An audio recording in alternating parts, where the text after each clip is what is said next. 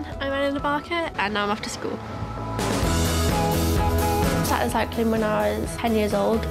I remember I was one of the only girls really my age, and there was about 3 or 4 other boys, and I just sort of set my goal at beating one of them at a time, and then I just really enjoyed it after that and never looked back. So I'm in year 12 at the minute at Elinor High, so I'm doing my AS in biology, English literature and PE. Yeah, it's really hard sometimes when all the coursework has to be in at the same time for different subjects. I have a lot of exams close together, and they always seem to happen at the time of a big race or something. Like, for example, in a few weeks I've got the National Road Championships, and then a few days after that I've got my first exam starting. But I'm really lucky that my family helped me out a lot, and my teachers understand most of the time. Just walking into PE now with Mr. Griffin, and I'll see you in there. Elinor's obviously a highly competitive and motivated student, and that's exhibited itself in the sports environment where she's been extremely successful with her cycling. She could be quite quiet. You need to draw things out of her. She certainly wouldn't advertise the fact that she'd done so well, almost embarrassed by her own accomplishments. She's very popular with the other members of the group and with all the staff, and you know, we wish her all the best for the future. Just got back from my morning of classes in school. I'm gonna have a quick bite of lunch now, just before I leave for the track for training. Well, today for lunch I've got wholemeal pasta with spaghetti bolognese and cheese.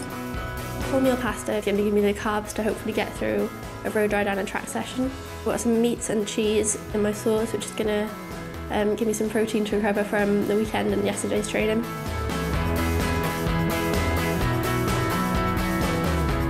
About 3:15 now, just about to cycle down to Newport Velodrome to do a track session.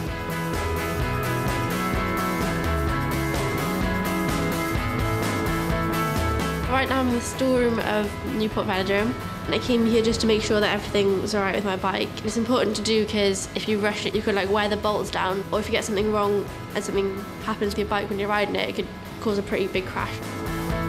This is my bike now all set and ready to go, and I'm going to go get some training in. The coach at the moment is helping me to be really focused, setting up a programme for Glasgow 14, so that's quite inspirational to think about that. Every time she gets on that bike, she commits 100%. And she's the same in school as well.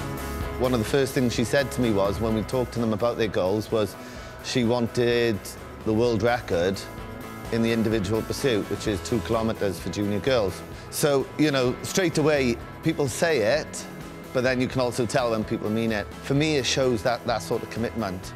Geraint Thomas was the same, Luke Rowe was the same. One of the girls that Elinor really reminds me of is Laura Trott, who I coached for a couple of years, and, you know, is at the World Championships at the moment, and there's absolutely no reason at this moment in time why Elinor can't go down the same route.